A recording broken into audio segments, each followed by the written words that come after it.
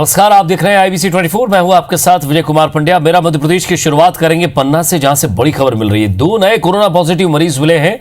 जिले में कोरोना मरीजों की संख्या बढ़कर अब 18 हो गई। 3 मरीज डिस्चार्ज हो चुके हैं। CMHO LK तिवारी ने इसकी पुष्टि की है।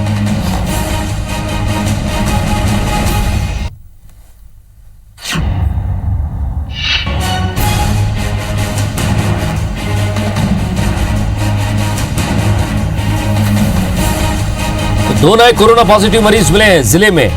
पन्ना की हम खबर आपको बता रहे हैं, जहां 3 मरीज डिस्चार्ज हुए हैं, लेकिन 2 मरीज और यहां सामने आए। अब इनकी संख्या 18 हो गई है।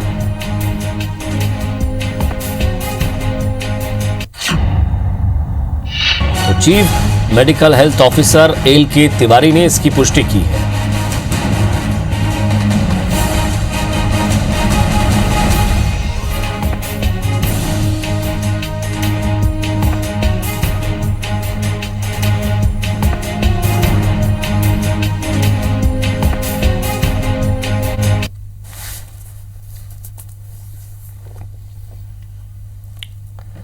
मध्य प्रदेश में पिछले 24 घंटे में 66 नए पॉजिटिव केस मिलने के बाद प्रदेश में संक्रमितों की संख्या 8000 के पार हो गई है।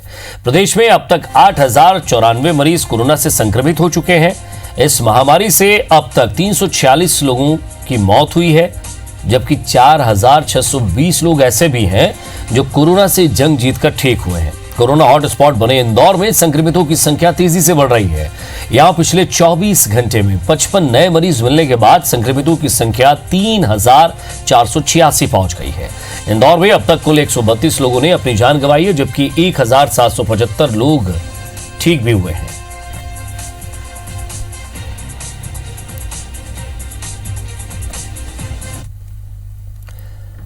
लॉकडाउन के 69वें दिन इंदौर में कोरोना को लेकर राहत की खबर नहीं है। यहां कोरोना के बढ़ते मरीजों के साथ ही अब कोरोना के डबल अटैक भी सामने आने लगे हैं। शहर में 2 मरीज ठीक होकर दोबारा कोरोना पॉजिटिव आए हैं। स्वास्थ्य अधिकारियों के मुताबिक मरीजों में हार्ट, किडनी, डायबिटीज जैसे गंभीर रोग होने के कारण उनमें दोबारा कोरोना के लक्षण मिलते हैं। दोनों मरीजों को डिस्चार्ज किए जाने के बाद दोबारा परेशानी शुरू हुई और जब जांच शुरू हुई तो उनकी रिपोर्ट पॉजिटिव आई। अरविंदो अस्पताल में दोनों का इलाज जारी है। हालांकि दावा किया जा रहा है कि कोरोना रिटर्न वाले मरीजों की संख्या केवल 2 है।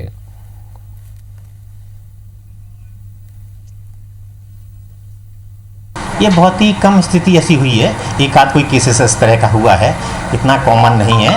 लेकिन इन लोगों के साथ में जैसे जो डायबिटीज़ है, हाइपरटेंसिव है, किडनी पेशेंट्स हैं, इस तरह की कोई और बीमारियां समझ रहे हैं, ऐसे पेशेंट में कुछ देखने में आया है, लेकिन ऐसी कोई संख्या ज़्यादा नहीं है। रविवार को लॉकडाउन के 4थे चरण का अंतिम दिन है। सोमवार से अनलॉक 1 शुरू होने जा रहा है। इसके मद्देनजर लॉकडाउन के नए स्वरूप को लेकर इंदौर में जनप्रतिनिधियों के साथ अधिकारियों की बैठक ली गई। सांसद शंकर लालवानी की अगुवाई में हुई इस बैठक में लॉकडाउन में अब रियायत और आर्थिक गतिविधियों को शुरू करने का, उन पर जोर देने का विचार हुआ। सोमवार से इंदौर को 3 जोन में बांटने पर भी सहमति बनी है। 1 जून से इंदौर वासियों को राहत मिलने की संभावना है। जोन 1 में मध्य शहर होगा, वहीं जोन 2 में सिटी एरिया और जोन 3 में 29 गाँव को यहाँ शामिल किया गया है। अभी सिर्फ जरूरी सेवाओं को ही शुरू किया गया है।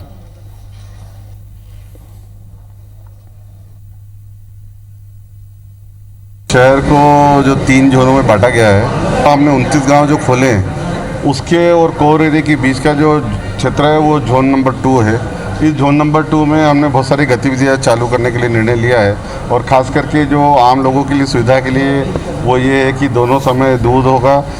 सब्जी अब ठेलों पे या फिर ऑटो रिक्शा में बांट सकते हैं। कोरोना संकट काल में भोपाल से एक राहत भरी खबर सामने आई है। एक तरफ जहां मध्य प्रदेश में रोज कोरोना के नए मामले सामने आ रहे हैं, वहीं राजधानी भोपाल में पिछले 21 दिनों में 9 कंटेनमेंट एरिया से कोई भी कोरोना संक्रमित नहीं मिला, जिसके बाद इन कंटेनमेंट क्षेत्रों को मुक्त कर दिया गया है। अब भोपाल के कोहे फिजा में हज house, housing board colony, Bairagarh में रामदास दरबार के पीछे CTO कॉलोनी, शाहजहानाबाद में नियामतपुरा, ईदगाह हिल्स, शालीमार अपार्टमेंट, शाहपुरा में बावड़िया कला, आशिमा मॉल, जहांगीराबाद में गोल्डन टाइपिंग वाली गली और चर्च रोड कंटेनमेंट वाले जोन से बाहर है। भोपाल शहर में अब कुल 158 कंटेनमेंट क्षेत्र बचे हुए हैं।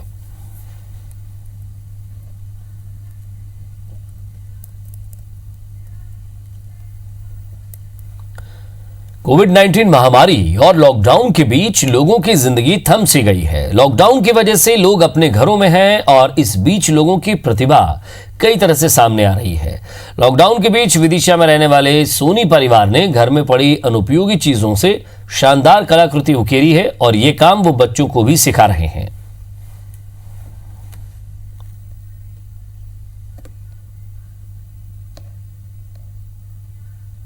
ऐसे बहुत सारी सैकड़ों चीजें बन गई हैं, बहुत सारी चीजें जो एकत्रित हो गई हैं, तो मेरे ध्यान में आ रहा है कि कहीं ना कहीं अपन इसकी प्रदर्शनी लगाएं, प्रदर्शनी लगाकर बच्चों को आकर्षित करें।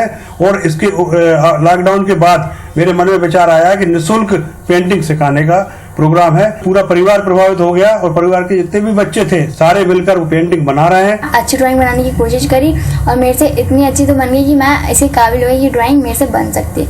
और मैं आप लोगों से ये कहना चाहूँगी कि अगर आपको कुछ भी अच्छे से आता है, मतलब थोड़ा कुछ भी, तो आप उसको और अच्छा करने की कोशिश करें। लॉकडाउन में बिल्कुल बोर ना हों। कोरोना महामारी और लॉकडाउन के बीच जबलपुर के व्यापारियों ने लॉकडाउन और सोशल डिस्टेंसिंग की जमकर धज्जियां उड़ाई। दरअसल हाल ही में जबलपुर की पॉश सोसाइटी में एक बर्थडे पार्टी मनाई गई और जहां नियमों को ताक पर रखकर लोग झूमते गाते नाचते नजर आए। यहां सोसाइटी के अध्यक्ष पीके चतुर्वेदी का जन्मदिन मनाया गया। लोग एक दूसरे से गले मिले, नाचे गाए, किसी ने मास्क का भी इस्तेमाल नहीं किया। साथ ही सोशल डिस्टेंसिंग का पालन यहां नहीं हुआ। कार के पीछे भी कई लोग चलते हुए नजर आए, गले मिलते हुए नजर आए। ये तस्वीर आप देखिए जहां झूमते नाचते गाते नजर आ रहे हैं, जबकि जबलपुर भी एक सेंसिटिव एरिया है जहां लगातार कई मरीज मिले हैं और कई की मौत भी हुई है।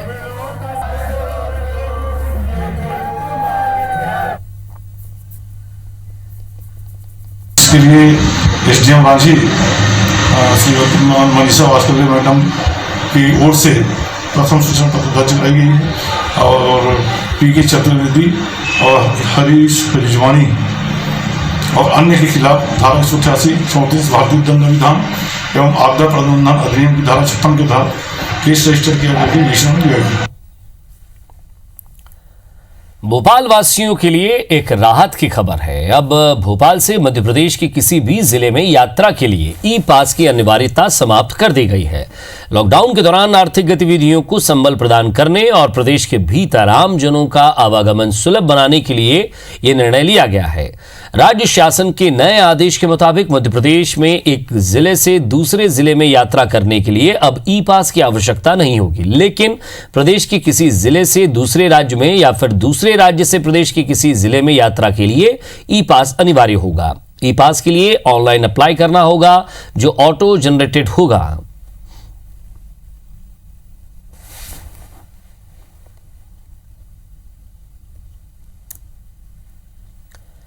मध्य प्रदेश के अलग अलग जिलों में फंसे केरल के प्रवासी मजदूरों को लेकर 2 बस आज बीजेपी कार्यालय से रवाना हुई है। पूर्व महापौर आलोक शर्मा और बीजेपी प्रदेश उपाध्यक्ष विदेश शेखावत ने हरी झंडी दिखाकर बसों को रवाना किया। इस दौरान बीजेपी ने आरोप लगाया कि राहुल गांधी और केरल सरकार को सूचना देने के बाद भी इन लोगों की सुध नहीं ली गई।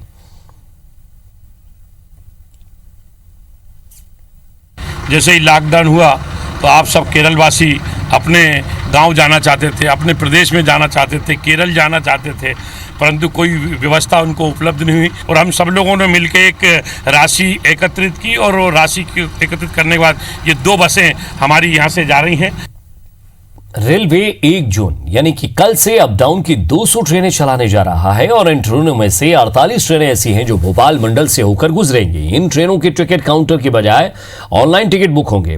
भोपाल स्टेशन की अगर बात करें तो यहां कोरोना से लड़ाई के लिए सारे इंतजाम कर लिए गए हैं। स्टेशन पर आने और बाहर जाने के गेट अलग होंगे। भोपाल स्टेशन का जायजा लिया हमारी संवाददाता आकांक्षा शर्मा ने। 1 जून से खाली पड़े ये स्टेशन आपको फिर से भरे हुए नजर आएंगे। बिल्कुल देखिए, रेलवे ने फैसला लिया है कि 1 जून से पूरे देश भर में 200 ट्रेनें चलाई जाएंगी और इन 200 ट्रेनों में से 48 ट्रेनें ऐसी रहेंगी जो भोपाल मंडल से होकर गुजरेंगी। इस समय मैं भोपाल स्टेशन पर खड़ी हूँ और सबसे पहले यहाँ आपको ये दिखाती हूँ कि देखिए, सबसे पहले जब यात्री यहाँ पहुँचेंगे तो आप यहाँ देख सकते हैं कि यहाँ पर जो टेबल और कुर्सी लगी हुई है, यहाँ पर जो जवान है वो तैनात रहेंगे और वो जवान जो है यहाँ पर लगी थर्मल मशीन से यात्रियों का टेम्परेचर चेक करेंगे, साथ ही उनके जो आईडी प्रूफ है वो देखेंगे और क्या यात्री ने मास्क लगा रखा है या नहीं लगा रखा ये चेक किया जाएगा।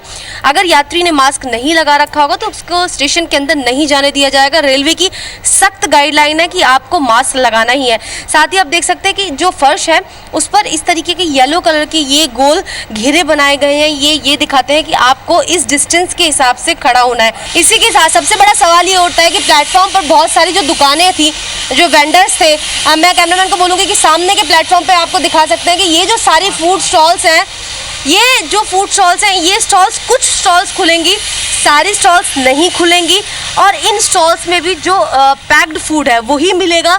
खुला खाना कोई भी फूड स्टॉल पे नहीं मिलेगा।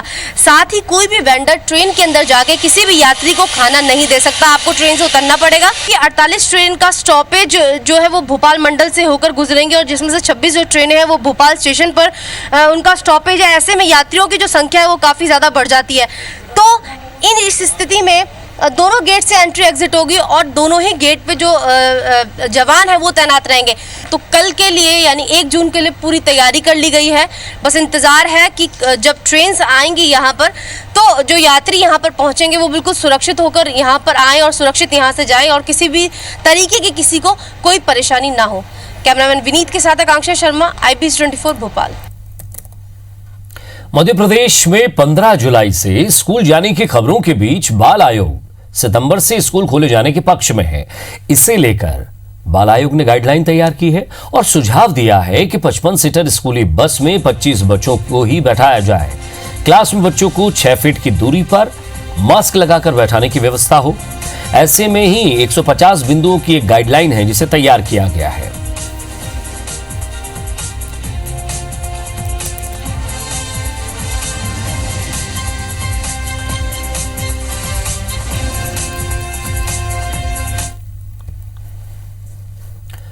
राजधानी भोपाल में 1 जून से खेल गतिविधियां शुरू करने के लिए खेल विभाग ने गाइडलाइन तैयार कर दी है। केंद्र सरकार और प्रदेश सरकार के दिशा अनुसार खेल और युवा कल्याण विभाग ने यह गाइडलाइन तैयार की है। ग्राफिक्स के जरिए आपको समझाते हैं कि कैसे ये गाइडलाइन काम करेगी।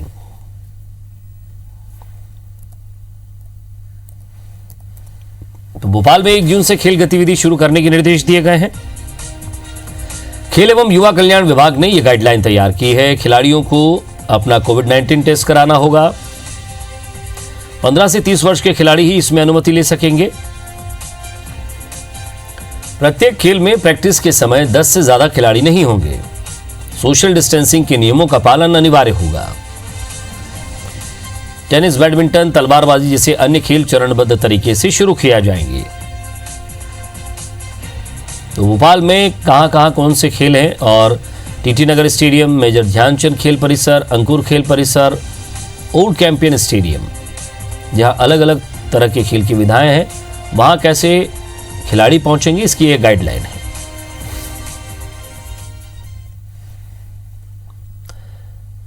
इधर आगर से बड़ी खबर मिल रही है। गेहूं उपार्जन केंद्र में आग लग गई है। कानड़ के उपार्जन केंद्र में शॉर्ट सर्किट से यह आग लगी है। फायर ब्रिगेड ने आग पर काबू पा लिया है।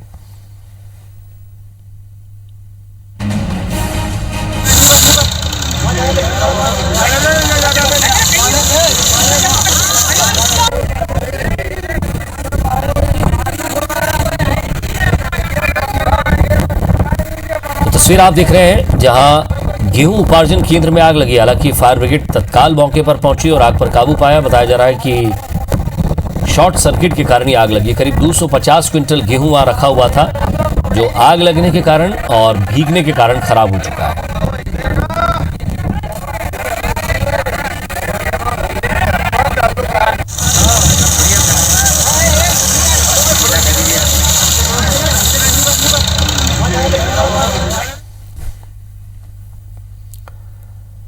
मध्य प्रदेश की राजधानी भोपाल में सियासी सरगर्मियां तेज हैं।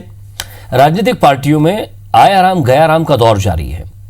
आज बीजेपी के पूर्व सांसद प्रेमचंद गुड्डू ने पीसीसीसी कार्यालय पहुंचकर कांग्रेस की सदस्यता ग्रहण कर लिए। प्रेमचंद गुड्डू को पूर्व मंत्री सज्जन सिंह वर्मा, पूर्व विधानसभा अध्यक्ष एनपी प्रजापति, जीतू पटवारी, पूर्व मंत्री पीसी शर्मा, रामनिवास रावत और कई नेताओं की मौजूदगी में उन्हें सदस्यता दिलवाई गई।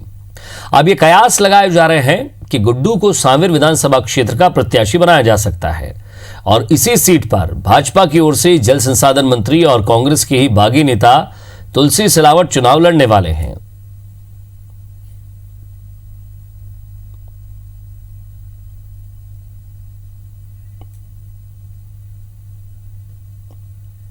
इन सामंतवादी ताकतों को ठीक करना है। इनने सरकार गिराई है कमलनाथ जी की, जो इलेक्टेड सरकार थी, 5 साल के लिए चुनी हुई सरकार थी, जो किसानों की अपेक्षाओं पे खरी उतर रही थी, नौजवानों की अपेक्षा पे खरी उतर रही थी। उस सरकार को गिराया है, हम उसको सबक सिखाने का काम करेंगे। कम से कम 20 सीटें जीतेंगे हम लोग।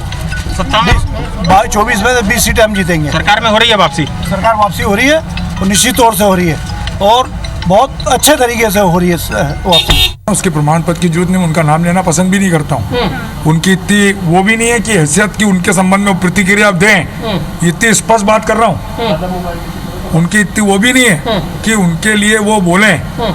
उस दिन उनको अभी वर्षों लग जाएंगे, दूसरा जन्म लेना पड़ेगा। सिंधिया जी पे प्रतिक्रिया व्यक्त करने के दूसरा जन्म लेना पड़ेगा। मध्य प्रदेश में राजनीतिक उलटफेर के बाद सुर्खी सीट से उपचुनाव में बीजेपी के संभावित प्रत्याशी गोविंद राजपूत हैं, लेकिन उनकी राह इतनी आसान नहीं है क्योंकि सुर्खी से पूर्व बीजेपी विधायक पारुल साहू सहित बीजेपी प्रत्याशी रहे राजेंद्र सिंह मुगलपुर और सुधीर यादव उन्हें स्वीकार करने को तैयार नहीं है। इधर गोविंद सिंह राजपूत भी मनाने की कोशिश में जुटे हुए हैं। उन्हें पारुल साहू को अपनी बहन बताया है तो राजेंद्र सिंह मुगलपुर और सुधीर यादव को अपना मित्र और भाई बता रहे हैं।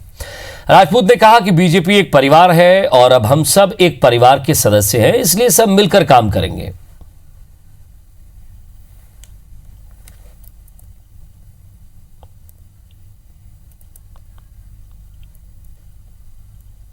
तीन लोग पहुंच रहे थे, हमारे सुधीर जी हमारे मित्र हैं, हमारे साथी हैं, राजेंद्र सिंह जी हमारे साथ चुनाव लड़े थे, हमारे भाई जैसे हैं, पारुल हमारी बहन है, सब हम लोग घर परिवार के लोग हैं। भाजपा में सब परिवार के लोग हैं, सब परिवार एक है हम लोग। कार्यकर्ता जब सहमत होता है तब काम करता है और कार्यकर्ता की सहमति नहीं होती है तो कार्यकर्ता घर पे बैठ जाता है। जो भी है नेता, अगर हम लोग छोटे मोटे हैं तो कार्यकर्ताओं की दम पर है, जनता की दम पर है।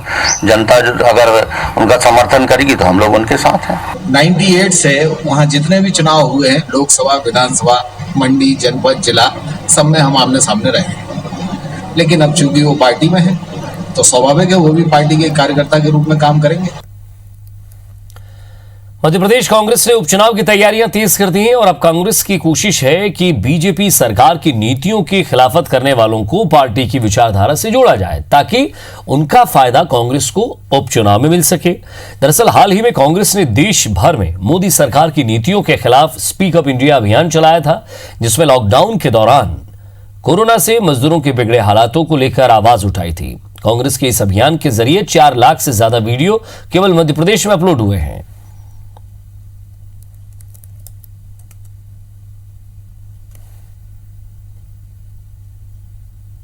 कोरोना और लॉकडाउन की वजह से गरीब मजदूर परेशान था, तो इसी के तहत कांग्रेस पार्टी ने स्पीक अप इंडिया मूवमेंट शुरू किया था, जिसमें देश भर से 3.5 से 4 लाख वीडियोस कांग्रेस को प्राप्त हुए हैं, जिसमें देश की जनता ने गरीब मजदूरों के हक की आवाज़ उठाई है। कांग्रेस ये जान ले कि सेवा के समय पर जिस समय सेवा करनी चाहिए, एक संकट के काल में इस तरह के षड्यंत्रों को, इस तरह की अफवाहें फैलाने को, इस तरह के झूठ को जनता स्वीकार नहीं करती है और इसका जवाब प्रदेश की जनता बोल के नहीं अपने वोट से देगी। ग्वालियर के कंपू थाना क्षेत्र में बीते 24 मई को हुई महिला की हत्या के मामले का पुलिस ने खुलासा किया है। आरोपी 12वीं कक्षा का छात्र है जो दोस्तों के साथ मिलकर वारदात को अंजाम देने गया था। मुखबिर की सूचना पर पुलिस ने आरोपी वीरू वाल्मीकि से पूछताछ की है तो सच्चाई सामने आ गई। आरोपी ने बताया कि महिला के साथ उसका काफी दिनों से अवैध संबंध चल रहा था। किसी और लड़की से शादी करने पर महिला उसे रेप केस में फंसाने की धमकी दे रही थी। आए दिन पैसे मांगती थी, जिससे परेशान होकर उसने अपने दोस्त जीतू वाल्मीकि, भोलू और कल्लू के साथ मिलकर महिला की हत्या का प्लान बनाया।